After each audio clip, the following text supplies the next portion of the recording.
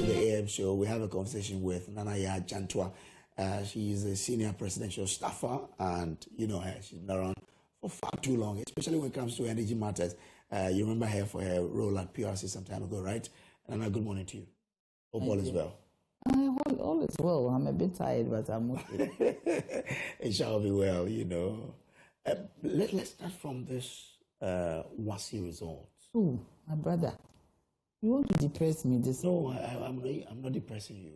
But I guess as a mother, there's, you know, when you saw No. I don't know what's going on.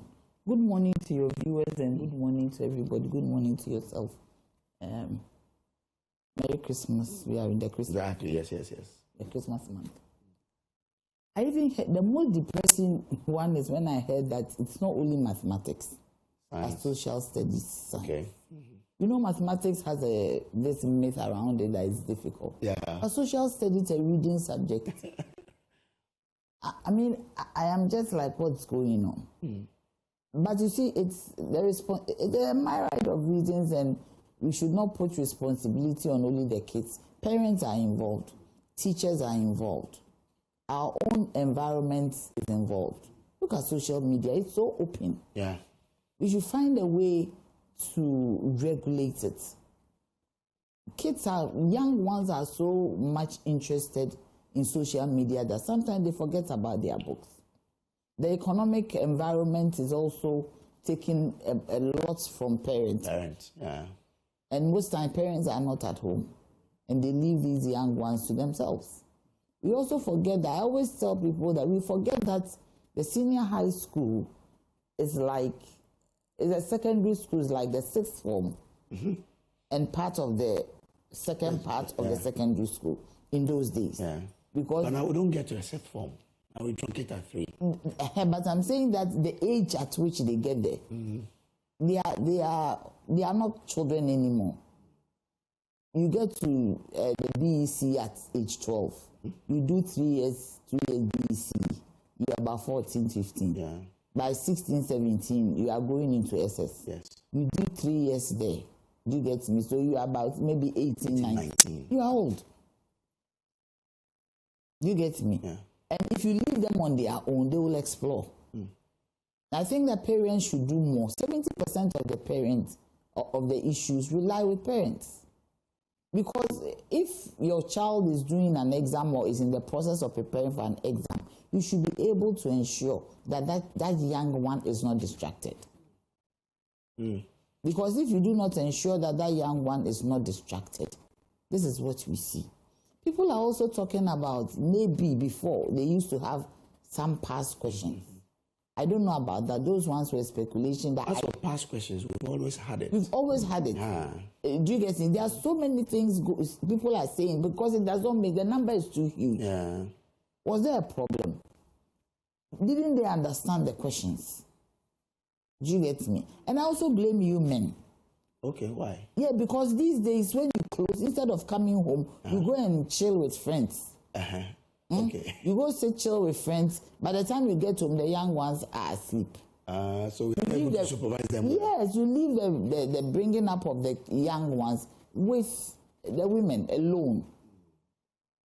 It's too much of work. Yes, it's not even not too much. It's not for nothing that the Bible said that the man is the head of the house. You get me? Yeah. See a young man misbehaving. When the mother is around, they just do anything. But the father enters, just one gaze. Normalizes. It normalizes everything. To blame the men. The children not also. You should reduce the children. But can we be blamed for that? Yes, you should be blamed. Because most of you guys are not available. And you should be available for your children, whether out of wedlock or in wedlock. Interesting. Do you get me? Yeah. You should be there. You should be there guiding them, asking, have you done your homework? Which part of the course you are finding difficulty with? Do you get me? Because these young ones these days, they like shortcut ways. But isn't it why we even employ additional teachers to take them on extra classes? If additional teachers take them on extra class, the teachers teach. They don't force them to learn. That is what, yes, because the period of extra class, if you say 1 1 hour. It's just making up. We all went through extra classes. There's always a deficit in the syllabus that you are not able to cover. So that is where the extra classes will cover. But the teacher doesn't force the child to learn within that 1 hour. It's when you come home, or when you're on vacation, or when you have the free time. The success of a student is when you study beyond hours.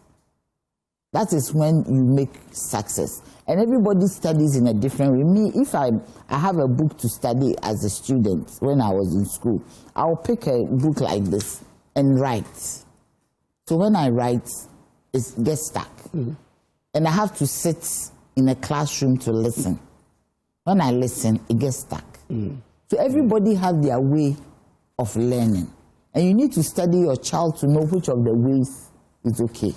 But what about the education system? Because normally, the senior high school kids are in school. Yeah. What do we need to change about the educational system in the midst of this performance that we're seeing? No, they are in school. And I don't know if the double track, before there was double track, but it wasn't like this. Do you get me? Yeah. We need to look at what actually happened.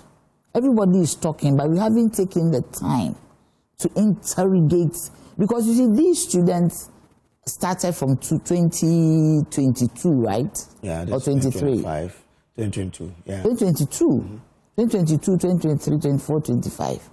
Do you get me? So what has happened? Because the final exam, I believe it is what they have learned from first year to the final year. So what has really happened? Instead of us talking, there should be a committee to interrogate what has happened. Because it is serious. A written English paper and one with calculation, and you are also saying science. 3 together is a problem. Well, once we are on education, let's stay with education. We'll talk about Wesley girls. You are a woman. So these Wesley girls issues with they not allowing the Muslim girls to pray or observe fast. What should we do? What should be the way forward now? We should not put stokes in it. We should not try to invoke the matter. I don't think there is anything. Okay. If you're a Muslim girl, a Christian girl, you go to a Muslim school, a Christian man, a boy, you have to adhere to the rules. But provision should be made for people to worship. For instance, in Catholic schools, where I went to one of them, the Protestants were given the opportunity to worship. But the morning mass, everybody will go to the morning mass. You also learn about other denominations. So, because doing your Muslim prayer, you can even do it by your bed. I don't think anybody will stop you if you want to pray by your bed. Maybe it's the issue with the hijab. That's one. What does the rules in the school say? When you were taking your child, you knew what the rules were. Sometimes you have to also not be too strict. You can also vary the rules a bit for people to be comfortable. We need to also define what the hijab stands for. Is it for married people? Is it for all Muslim girls? If you're a Muslim girl and you are not wearing it. For instance, me, at a point in my life, I went to a Muslim school. The girls there were not wearing it. What has happened that now they are wearing it? Do you get me? So we need to look at all these things. But we are stoking it too much. Over the weekend, the Interior Minister was on his file, and he revealed that students are made to spy on Muslim students if they are whether they are praying. Exactly. That one, we can't tell. It should be evidence-based. But that's the minister, the Interior Minister. Yeah, maybe he has information that nobody has. We should also hear from the Education Minister, because I know by now he has also sent people to find out what is going on. So this is information. If that is what it is, then it is not good. So spy to punish or spy to do what? We need to find out that as they spy on these young ones, are they spying on them so that they will be punished? We need to find out. We need to go further. And because you see, the Wesley Girls High School is a mission school. Yeah. It's a Methodist mission school. They have their principles. They have what they believe in. Do you get me? So at the end of the day, once you want to go to that school, I know some Muslim people who went to Wesley Girls. Lara Tunusasaka of the MPP. She went to Wesley Girls High School, and she's a Muslim. What happened then should happen today. It shouldn't be any different. And I heard people saying that, oh, we have to get schools for our Muslim girls and boys. No, we have lived very peacefully as a people. Do you get? Yeah. We have but there are Muslim schools. Yeah, there are Muslim. Yeah, Ahmadiyya. Yeah, Ahmadiyya is there. There are so many of them. But I'm saying that if a girl wants to go to Wesley Girls High School, she should be able to go. If a Christian wants to go to Ahmadiyya, there are so many Christians in Ahmadiyya. If a Christian wants to go to Ahmadiyya, which is a very good school, because it's a Muslim school, people don't see the level, but it's a very good school. It produces so many great people in this country. Do you get me? So the point is that we need not to stoke it. If indeed they are spying on these young ones when they pray, it has to be stopped. Why spy on them? Why do you want to spy on them? What is the rationale? Because they also have a faith they believe in. And if even at this age they believe in something that is the supreme being, it means you are bringing up some kind of good young ones, especially women. The issues of morality, the issues of consciousness, the issues of integrity, if it's imbibed in them at this age, I believe that it is great. So I don't think it's very good if truly the school is spying. And they should come and respond. A minister has said something. If it is not true, come and tell us it is not true. If it is true, then stop it. You don't have to do that. It is wrong. The tolerance that we've enjoyed in this country should continue, yes. Because we have a country where the national chief imam of the Islamic community contributes to the building of the cathedral. Yes. The national chief imam goes to the Catholic church for a funeral, sits in church, sits through the service. It's beautiful. Do you get me? Shows our tolerance. The tolerant we are. Even these days, you find that some of our young men are marrying Muslim men, are marrying Christian ladies. Do you get me? I met a young woman at a shop, and she told me that her husband, she's a Christian. She told me her husband is a Muslim. So I asked, how do you cope? She said, we cope. If there's an event in church, I go with him. If there's an event at the mosque, he go. I said, okay, that's beautiful. But the point is that you don't have to force people to believe in your faith. You can talk to them if you want to convert them. But you can't force them. You cannot force them. So what is happening, I think we should really find a way to deal with the matter. We should not be dogmatic about it. Okay, all right. I like that word. We shouldn't be dogmatic about the whole thing. Yes. After all, we're one people. We are one people. Yeah. Let me bring you to an area, tariffs. That's what you've really dealt in for quite some time. Recently, there was an increment in tariffs. Has there been increments? Again? Yes, October. Yeah. In October 5, you... Oh, that's a long time ago. Oh, but it's October 5, there was no tariff. Was it the 1%? Yes, 1.14%. The 1.14%. That's an increment. Oh, yes. Yeah, when inflation is going down, we thought that then... No, but that was in October. That's why we got that low type. We know because of this IMF program, we need to stay on the automatic adjustment formula. All right. It is a requirement. But will we ever see a reduction in inflation, the downward trend continues? Yes, we will see a reduction when all the parameters are good. We should understand that the parameters are not only inflation and CD has strengthened. The exchange rates. We should also have other parameters, availability of the fuel that you use, gas, availability of the level of the hydro dam. We have too much gas now. Yes, but we put all together because even the load, how much electricity you have to generate, especially going into this hot season. There are so many parameters that come into play. And that's when you look at the revenue requirements, what the utility service providers need. For instance, we have the grid. We need grid stability, especially at the Eastern Corridor, Salaga and those northern environments. You see that there is a lot of instability, brownouts, voltage issues. We need to strengthen the grid. When you see the grid has to be blue, but it's red. And we need to really put some investment into the grid. You see, when we are talking about availability of electricity, we always look at generation. But when the distribution, transmission can also bring about issues of unavailability of generation, of electricity. So you're saying the grid is red now? Yes, we need to strengthen the grid. But when we are doing we didn't engage media fully. We engaged you. When it's red, what does it mean? It means that there are a lot of voltage issues. Okay. Do you get me? It is not strengthened. Okay. So anytime you feel your power, either you lose some or you don't get the right kind of quality and all that. So we need to strengthen the grid a little bit further. Like as I'm talking about the Salaga, remember there was an issue with the electricity in Salaga on the NETCO areas.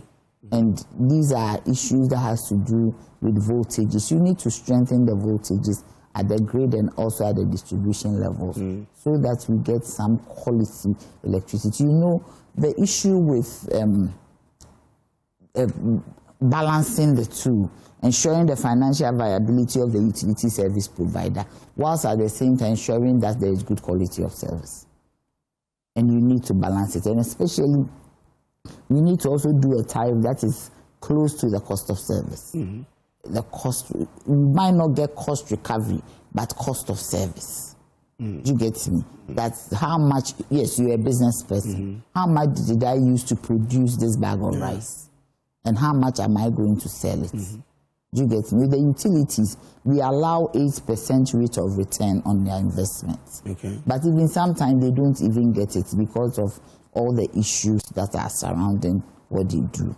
So it is not only when we are doing the tariff, it's not only the two parameters. The parameters are key, especially exchange rate and inflation, because the exchange rate is a very key component because most of the activities, especially with the wires business, that is Gridco and ECG, are denominated in dollars. Whatever they buy, their helmets, their cable. They buy some of the city has strengthened. So yes, it has strengthened. Yes, maybe we could have gotten more if not for the city strengthening. Because from 2024, tariffs were done that was not passed on. So if you don't pass it on, then you leave a deficit in their revenue requirements. And once you leave a deficit in their revenue requirements, it means they are not financially viable. Okay. So then you need to shore up that deficit and at least bring it closer a bit to where they can be able to do what they have to do. So what is going to happen to the request by Ghana Water and the electricity company? All of them, yeah. Yes, for that, you know, they were requested for over 100%. Well, we said, you remember we said that the decision variable will kick in, and when we do the tariffs and art and the science, we need to look at the exigencies of the time. We need to see if really they need that amount of money they are looking. A lot of interrogation goes into it. So at the end of the day, the commission will come out with a certain tariff. When is that going to come out? I don't know. We are still talking about it. We are still looking at the final figures. We are looking at the arts and the science. And at the end of the day, the commission will announce a tariff. What I was asking for is 230%. 230%. So we look at because of Galamsey. Because of Galamsey. Galamsey is really a problem because now they are using 400% of the chemical they used to use before. And now instead of alum, they are using polymer. Polymer is more expensive to, chemicalize the water and clean it up. You get me? So Ghana Water is going through a lot. And 1/3 of their work is electricity because they have to pay for all the electricity they use. So 1/3 of their tariff represents whatever is given to electricity, and the rest is for their operations. So Ghana Water has a lot of work to do, and they need some money to be able to do what they have to do. With your experience from 230, how much down do you think? Oh, we'll give them what they need. That will enable them be financially viable and also give us the quality. As for the figures, we will bring it, but we will also do our independent work, and we also look at the art of it. Look at what we, in our view, will not be too much of a burden on the consumer of water and electricity. Especially water is key. Water is even almost like a social good. it is almost like a human right. But what is important is that we need to have potable water. Potable water that we can use even on our skins. If we have too much issues with the water, with all the things that are going on with galamsey, even if you are just bathing with it, it can bring some erosion to the surface of it. Should we prepare for like 100% increment? I can't tell. We haven't finished our work. But from where the consultations are going? Oh, now we finished the consultations. We are now doing practical work, and we want to see. Yesterday we met. We will meet today to see what exactly we have to look at. As you said, the exchange rate is good, the inflation is good, even projecting into the first quarter of next year. And remember, this is a multi-year tariff. It's 5 years. It is not automatic adjustment formula. So we are looking at all the parameters that underpins the work of the utilities. We are looking at all the assumptions that we need to look at. We are looking at all the scenarios, going deeper. You remember we had an investment hearing to find out what kind of investment that they need, what kind of investment that we have to pass on through the tariff, what can wait to maybe later on, immediately, what will strengthen the grid, what will help ECG do their work, what will help VRE and the IPPs even give us generation of electricity. So we will look at all this, and we are still looking at it. Immediately we are done, we announce a tariff for Ghanaians to know. And once we have concessionaire in ECG, it probably would help matters. Yes, the PSP. Yes, we are looking at putting some private sector into the ECG so that it will bring some efficiency. We are still working on it. We've put the framework together among the committee. I'm the chairman for the stakeholder management committee of the. When I appeared before it, I saw you. Yes, so we now have to put. We have put a framework together. Now we are going to put a plan in place for a roadshow where we have to engage and talk to Ghanaians about exactly what we are looking at. And we hope that at the end of the day, it will bring some sanity into our distribution. You're a woman, so let's talk about EC. the attempt to hound her out. Nobody's hounding her out. I don't know. Oh, really? So we shouldn't use the word hound. No. Okay. You see, let's be very truthful. Okay. Jean changed. Oh, really? Yes. Me, I was in IPAC. Remember, I was the general secretary. Yeah. Yes. Yeah. I was in IPAC. And I was even though I wasn't happy with Charlotte, how she was treated, I was okay when I heard Jean was going to take over because of IE. So we saw her as maybe a very straight person, somebody who was astute, credible, but it turned out to be something else. If we talk about misbehavior, she misbehaved. Jean did not do well. We have so many examples. We can take a case to court. Jean doesn't care. Did you get me? Issues that we have that, we as political parties, we are not happy about. We will take it to court and Jean doesn't even care. We want to have a discussion with her on matters pertaining to elections. She doesn't care. It's not that I'm bringing her down, but that is the truth. I used to make excuses for her. I even thought that she looked so much afraid. I also thought that somebody was, pushing her around. She had all these military men around her. I didn't see that one around Aferijan. I didn't see that one with Charlotte. But in her case, she was always jittery and as if shaking. Jean is the friend to my brother. And I'm like, what is this? You remember 2020, that election? We announced it, or we did the calculation 5 times. Different figures were coming out. 2024, after political parties have announced their results, hers was not out yet. And always I am not MPP, I'm not for MPP. But she shouldn't rush. But I commend. Get it right. No, but the country was on some form of red alert. Oh, but the flag bearer of the opposition. That is what I am. That's what I'm coming to. For that one, we should always give credibility to His Excellency Ebaumia, because he came out. So if he didn't have the mechanism to get the results, how was he going to accept? And Jean took almost 5 days. Because she has to be factual, you know. So if he was, she did some, she got it. So I'm saying that. So what did Bawumia concede on? It wasn't factual.